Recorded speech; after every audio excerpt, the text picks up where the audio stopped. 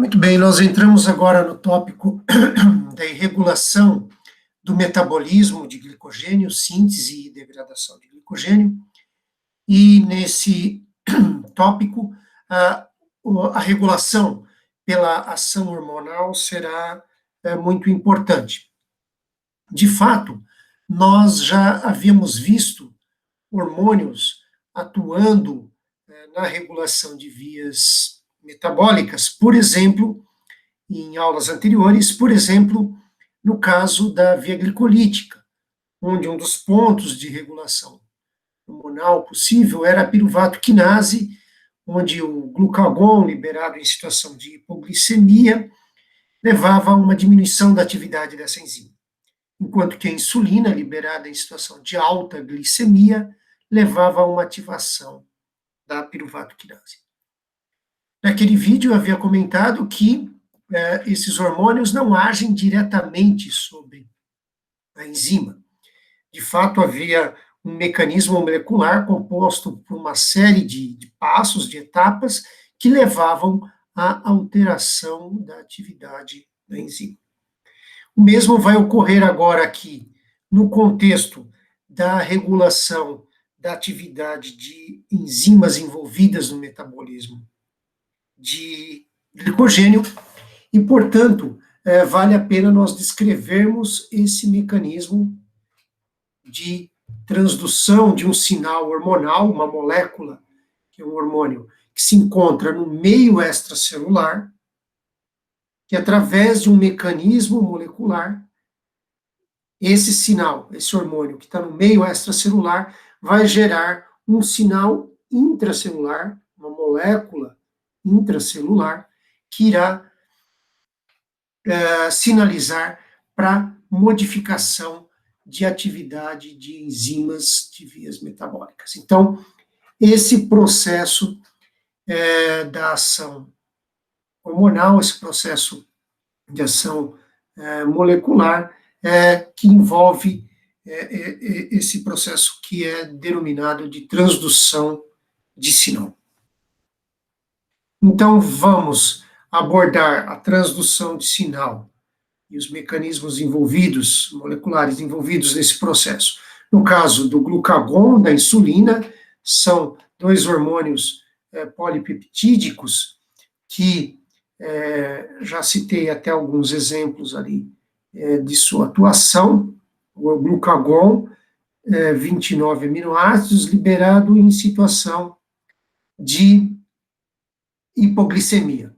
E nós temos aqui a estrutura desse hormônio polipeptídico, que é basicamente uma alfa-hélice. Já a insulina, 51 aminoácidos, também aqui a estrutura, temos duas cadeias polipeptídicas que se encontram unidas por pontes de sulfeto, liberada, produzida também pelo pâncreas, como o glucagon, a insulina em situação de alta glicemia, e o glucagon em situação de hipoglicemia, baixa concentração de glicose sanguínea, por exemplo, em períodos de jejum. E nós vamos ver também um hormônio importante no metabolismo do glicogênio, que é a adrenalina, que é derivada do aminoácido fenilalanina, que será importante na sinalização para o metabolismo de glicogênio em células musculares. Então, vamos começar com o processo de transdução de sinal para o hormônio glucagon.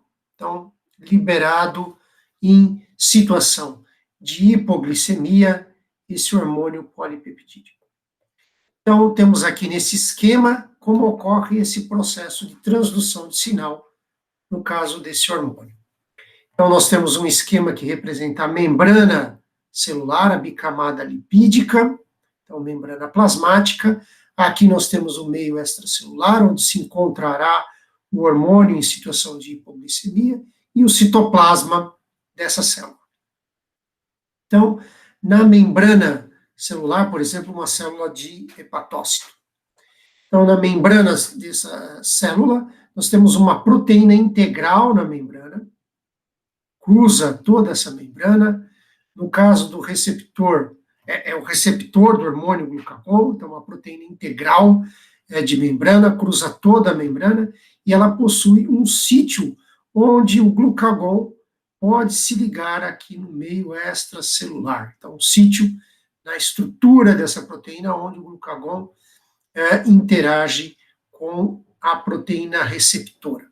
No caso do glucagon, esse receptor possui uma estrutura típica que possui 7 alfa-hélices transmembranares que cruzam a membrana plasmática, e há um domínio, que é chamado uma porção da estrutura dessa proteína extracelular, onde se encontra o sítio de ligação do glucagon. E também tem uma porção da estrutura que se projeta aqui na face citoplasmática da membrana plasmática. Notem, então, que aqui nessa face citoplasmática, na ausência do glucagon, então na ausência do hormônio, nós temos associada ao receptor uma proteína que de fato é um trímero, que é composta pelas subunidades alfa, beta e gama.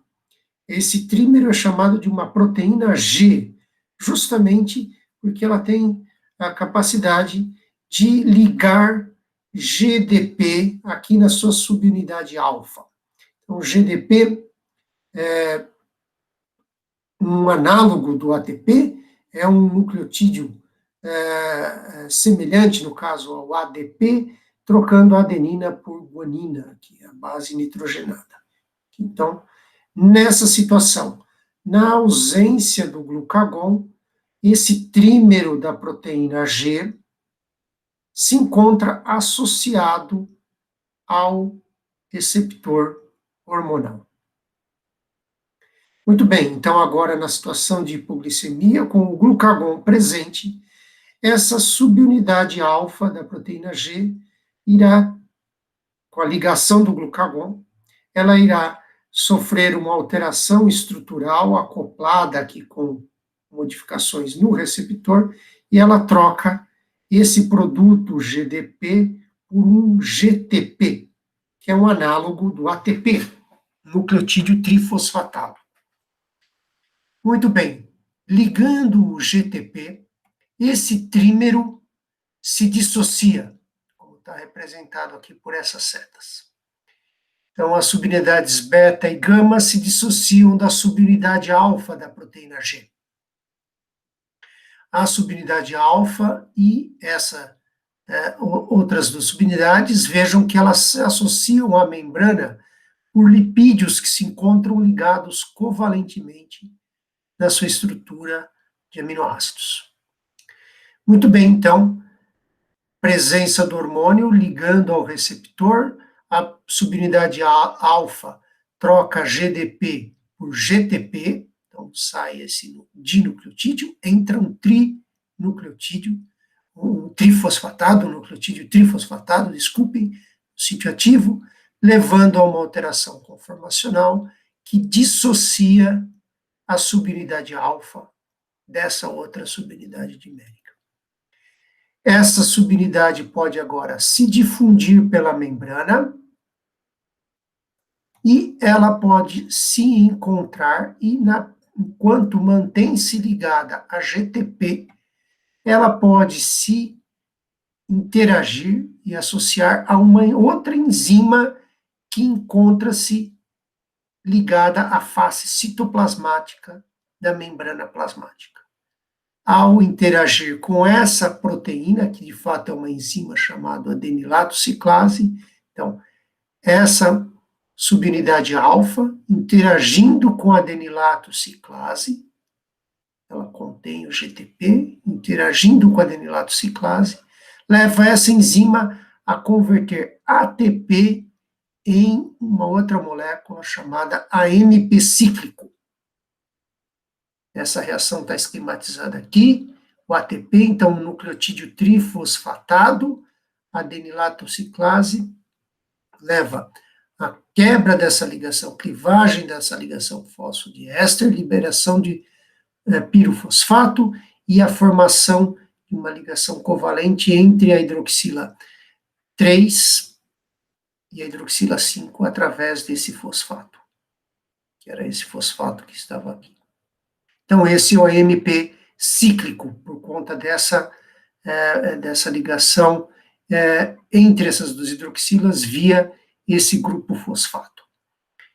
Então, essa estrutura do AMP cíclico é essa molécula que é produzida aqui, então, pela adenilato ciclase, quando estimulada pela subunidade alfa ligada a GTP. Esse S que aparece aqui é de uma subunidade alfa estimulatória, que estimula a adenilato ciclase. Muito bem, então, essa é uma via que leva à presença do hormônio glucagon, na situação de hipoglicemia, uma série de passos moleculares aqui, que levam à produção de uma molécula intracelularmente falando, o AMP cíclico, que é chamado de um segundo mensageiro. Esse seria o primeiro e esse é o segundo mensageiro. Então, a molécula do glucagon não penetrou no interior da célula para regular as vias metabólicas. Ela gerou um mensageiro, um segundo mensageiro, que será o AMP cíclico, que adiante nós vamos entender como que essa molécula irá atuar na regulação de enzimas de vias metabólicas. Então, essa é a cadeia de eventos. Percebam o seguinte, essa subunidade alfa que está ligada ao GTP, que está interagindo e estimulando a adenilato ciclase, ativando a adenilato ciclase, catalisar essa reação. Ela também é uma enzima que hidrolisa GTP, convertendo essa molécula a GDP, e fosfato inorgânico. É uma enzima, então, a partir do momento que o hormônio está presente, essa subunidade alfa trocou o GDP, que é um produto, foi liberado, por um novo substrato, que é o GTP, ela está apta a ativar a adenilato ciclase, tem a dissociação. E começa a contar um tempo, é como se fosse um timer essa molécula, essa proteína. O tempo que ela vai levar para hidrolisar esse GTP. Decorrido esse tempo, esse GTP será convertido a um GDP, que vai permanecer ligado aqui no sítio. E, na presença de GDP, essa subunidade alfa se dissocia da adenilato ciclase, e ela pode se ligar novamente a essa e voltar a compor essa estrutura maior aqui, junto ao receptor. Por isso que eu disse que é como se fosse um timer. Quando está ligado com o GTP, ela pode ir ativando a adenilato ciclase, gerando o segundo mensageiro. Quando completa-se o tempo dessa hidrólise, esse GTP agora está GDP, então reverte esse passo, veja a célula, as setas, desculpa. Processo reversível. Reassocia e reassocia-se, esse trímero se reassocia ao receptor. Se o hormônio ainda está presente, se repete todo aquele processo que eu já havia descrito. O GDP é trocado por um novo GTP, corre dissociação e a subunidade alfa volta a estimular a adenilato ciclase, gera-se mais AMP cíclico, o segundo mensageiro, no interior da célula. Então, essa é a cadeia de eventos que fica se repetindo enquanto o hormônio estiver presente, gerando esse segundo mensageiro, o AMP cíclico. Então, vamos adiante agora entender as etapas que estão aqui abaixo do AMP cíclico para a modificação da atividade de enzimas de vias metabólicas. No citoplasma da célula, encontra-se uma outra proteína, que é a proteína quinase A, chamada de pKa. Essa proteína é um tetrâmero, que contém duas subunidades regulatórias e duas subunidades catalíticas. Nessa situação, tetrâmero montado, essa enzima está inativa, pKa está inativa. Na presença de moléculas de AMP cíclico, lembrem-se, esses AMP cíclicos estão sendo produzidos pela adenilato ciclase em resposta à presença do glucagon lá no meio extracelular, por aquela cadeia de eventos moleculares envolvendo as proteínas que eu descrevi anteriormente. Então, esses AMP cíclicos estão sendo produzidos, estão presentes no meio intracelular em resposta à presença do glucagon lá de fora da célula. Essas 4 moléculas de AMP cíclico encontram sítios de ligação nas subunidades regulatórias. E quando esses sítios estão ocupados pelo AMP cíclico, as 4 moléculas representadas aqui em amarelo, o tetrâmero se desfaz. E agora, as subunidades catalíticas estão livres no citoplasma.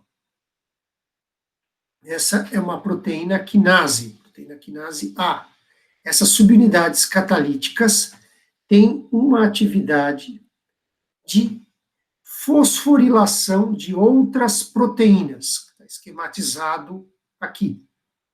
Então, essa proteína quinase A utiliza como substrato, ela é uma enzima, ela utiliza como substrato ATP e uma proteína e converte esse ATP a ADP ligando o fosfato em resíduos de serina ou de treonina, aminoácido serina ou treonina, que se encontram na estrutura dessa proteína. Então, a proteína quinase ativa catalisa esse tipo de reação, em que a proteína é modificada covalentemente, modificada por uma fosforilação. Então, agora tem um grupo fosfato ligado covalentemente em uma serina ou uma treonina dessa proteína.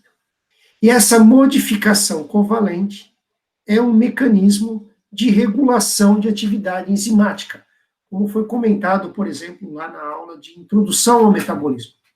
É um mecanismo possível de regulação de atividade enzimática. Por isso, essa enzima hipotética aqui, nessa situação em que ela está fosforilada, ela se converte de sua forma inativa para sua forma ativa. Ela pode, por exemplo, ser uma enzima que catalisa uma etapa de uma via metabólica. Então, agora, ela passou de sua condição inativa para ativa. Então, o hormônio glucagon, lá fora da célula, via o segundo mensageiro AMP cíclico, ativaria a proteína quinase A, que modifica covalentemente a enzima e a ativa. Então, por essa série de etapas, série de passos moleculares, como eu costumo dizer, a presença do glucagon levou a essa ativação dessa, por exemplo, dessa enzima hipotética que catalisa um passo de uma via metabólica. Então, essa é a cadeia de eventos até chegarmos à modificação covalente de uma enzima de uma via. Notem que essa proteína que foi ativada também poderia ser a situação contrária, quando ela está não fosforilada, ela é ativa, e ao ser fosforilada, ela passa a ser inativa. Nós vamos ver alguns exemplos desse tipo também. E ainda, uma outra opção, essa proteína genérica, poderia ser uma outra quinase, que ao ser modificada, torna-se ativa, por exemplo, e irá modificar covalente outras enzimas que estão abaixo, digamos assim, dela, nessa cascata de eventos. Então, essas são possibilidades que nós temos para essa etapa final aqui, e nós veremos alguns exemplos no caso das vias de síntese e de degradação do glicogênio, onde essa cascata de sinalização até a proteína quinase A vai disparar uma série de eventos aqui adiante, envolvidos na regulação do metabolismo de glicogênio. Notem que essa cascata de eventos, como eu estava chamando, foi disparada pela presença do glucagon, levando a ativação da adenilato ciclase e a produção do AMP cíclico, segundo mensageiro. Enquanto perdurar a situação de hipoglicemia, nós teremos o glucagon presente e o AMP cíclico vai estar sendo produzido, estará presente no interior da célula, do hepatócito, por exemplo. Agora, se essa situação de hipoglicemia não ocorre mais, o indivíduo se alimentou, nós não temos mais a presença do glucagon. Então, essa cascata de eventos que levava à ativação da adenilato ciclase via a subunidade alfa ligada ao GTP, deixa de ocorrer, porque não temos mais o hormônio presente. Quando esse GTP for hidrolisado a GDP, esse trímero vai se recompor e se ligar ao receptor. Na ausência do glucagon, isso vai ficar nesse estado sem ativação da adenilato ciclase. E o AMP cíclico, que foi produzido, que está no interior da célula, poderia continuar gerando sinal, mas no citoplasma nós temos uma outra enzima, que é a fosfodiesterase, que converte o AMP cíclico a AMP. Então, hidrolisa essa ligação fosfoéster aqui, liberando aqui a hidroxila, e o fosfato fica ligado só aqui. São 5. Então, temos aqui o AMP, né? Pirofosfato, como se tivesse liberado esse pirofosfato aqui, temos o produto final.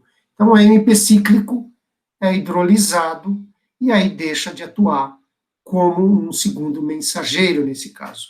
O AMP não consegue ativar a proteína quinase A, não se liga às subunidades regulatórias da proteína quinase A, e, portanto, nessa situação agora, que não temos mais o glucagon presente, todo o sistema está se desligando. Se desligou a estimulação da adenilato ciclase e o AMP cíclico que havia sido produzido foi convertido a AMP. Okay? Então, isso fecha a nossa cadeia de sinalização, removendo agora, então, o sinal externo e removendo o segundo mensageiro.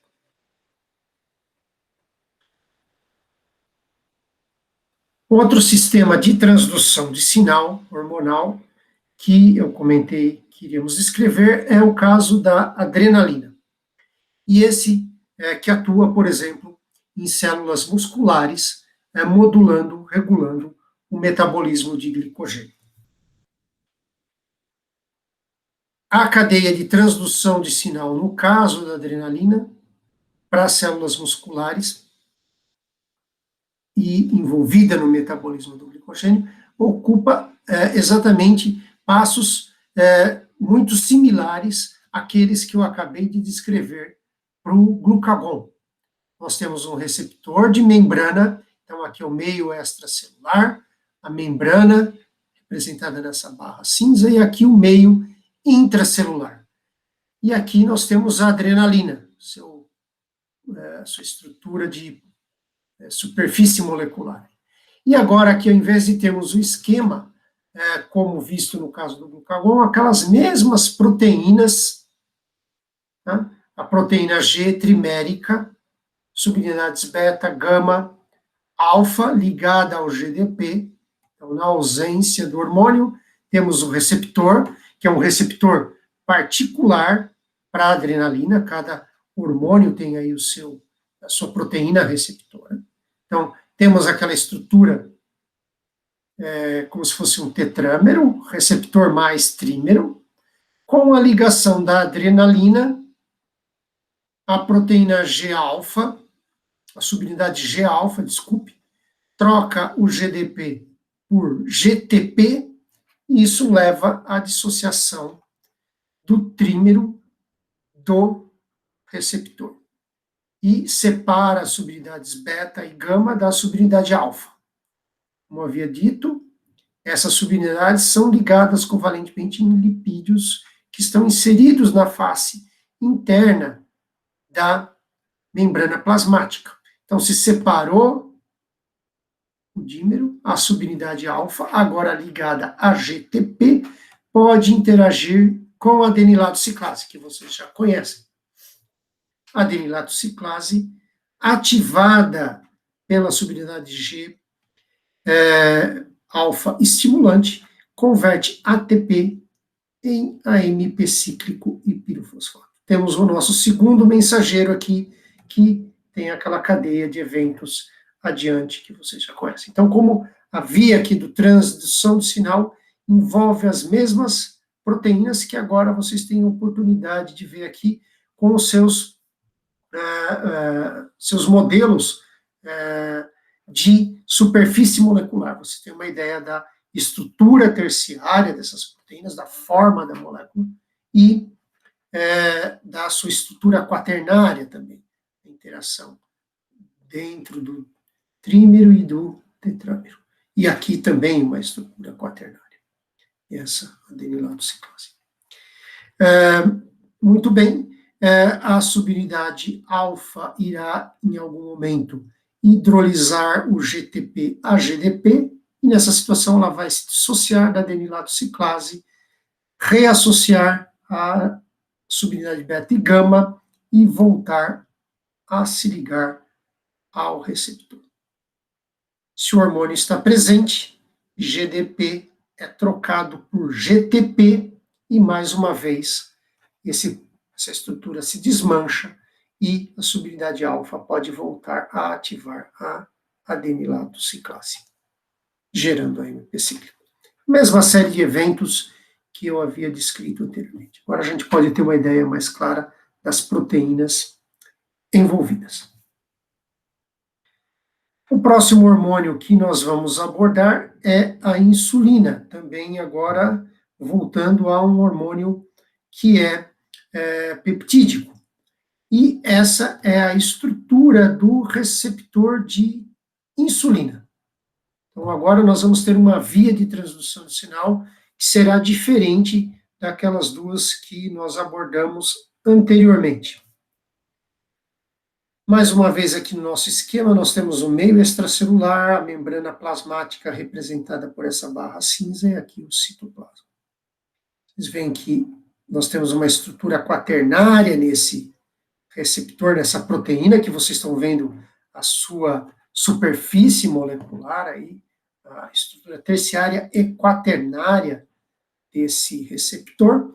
A insulina se liga num sítio aqui no meio extracelular, e quando esse receptor está ligado à insulina, essas porções mais globulares que vocês têm aqui no meio citoplasmático, por exemplo, do hepatócito, essas porções globulares, esses domínios mais globulares, de fato têm uma atividade catalítica, são enzimas, que fazem parte da estrutura do receptor, que tem uma atividade de tirosina quinase.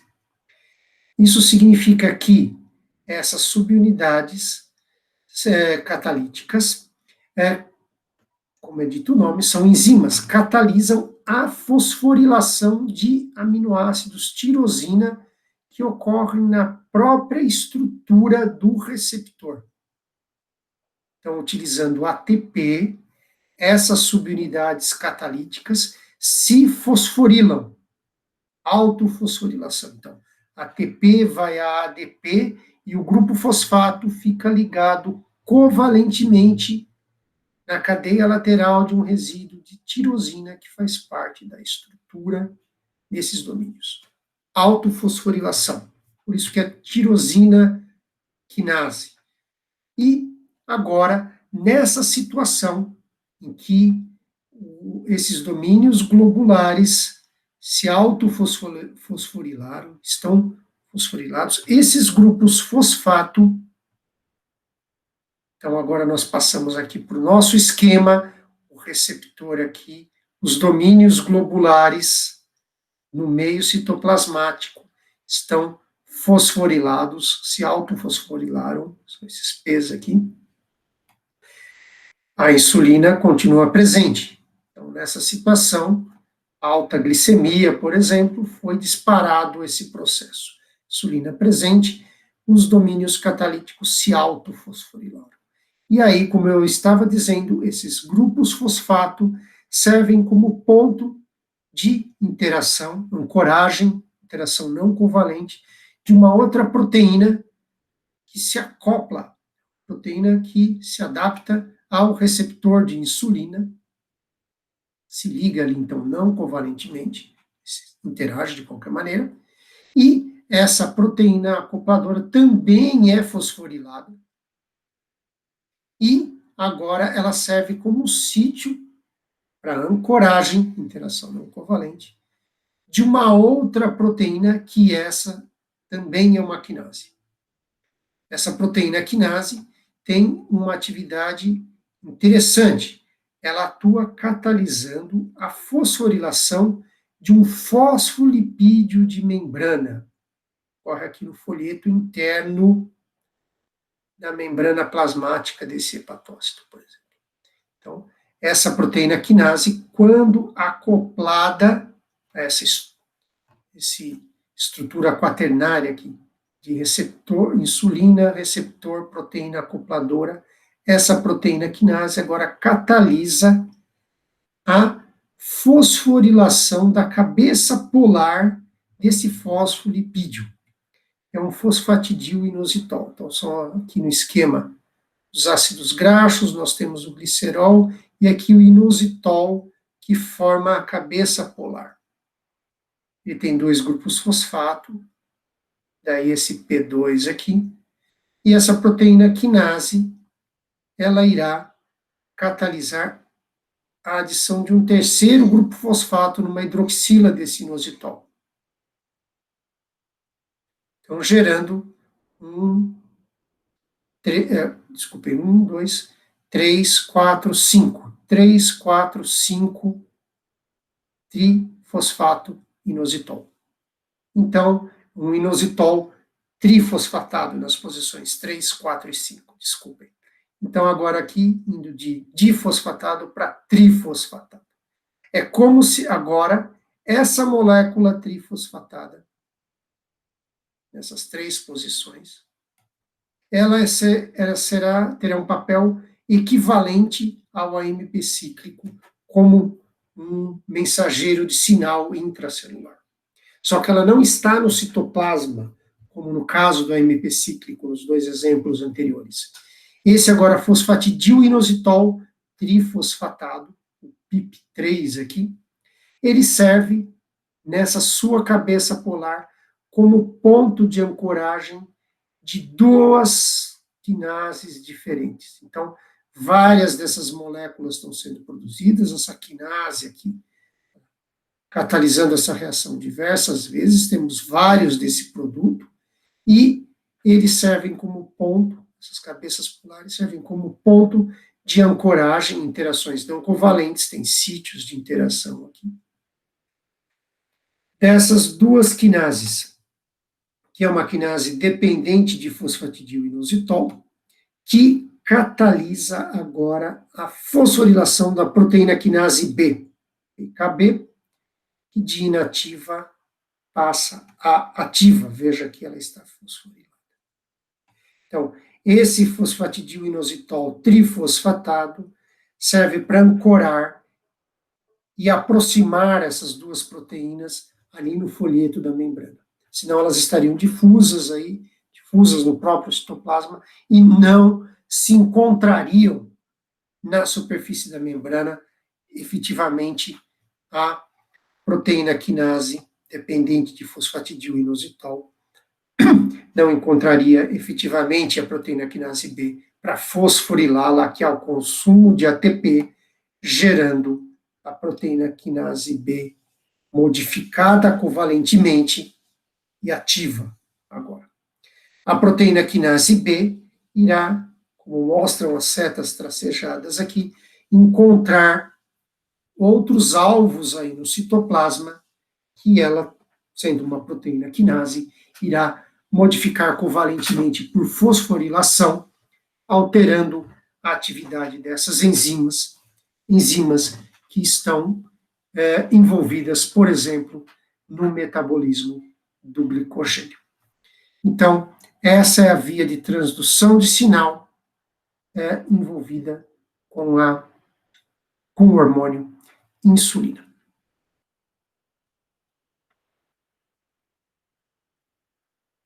Deste modo, então, nós abordamos as três principais vias de transdução de sinal dos três hormônios que estarão envolvidos no metabolismo do glicogênio. Insulina e glucagon já haviam aparecido na regulação de vias metabólicas anteriores, e agora nós temos essa descrição resumida de como ocorria e ocorre essa regulação. No vídeo adiante, nós vamos agora discutir a ação desses hormônios na regulação do metabolismo do glicogênio.